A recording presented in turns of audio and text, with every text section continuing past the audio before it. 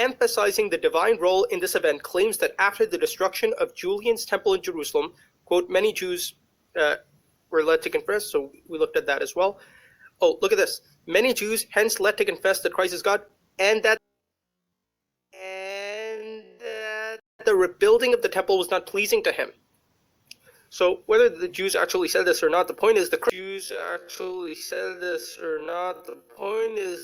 Christian author's interpretation is that the fact that they weren't allowed to build a temple and that the supernatural earthquakes, etc., happened to prevent them, that is evidence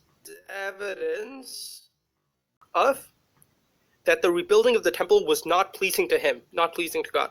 Okay? So I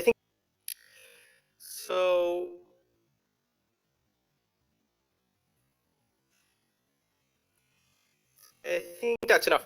Point is, many attempts by Jews to rebuild the temple, they're not successful. Julian's attempt was stopped by an earthquake. Christians understood that as God is not allowing them to rebuild the temple. He doesn't want them to rebuild the temple because he's rejected the Jews and replaced them with Christians.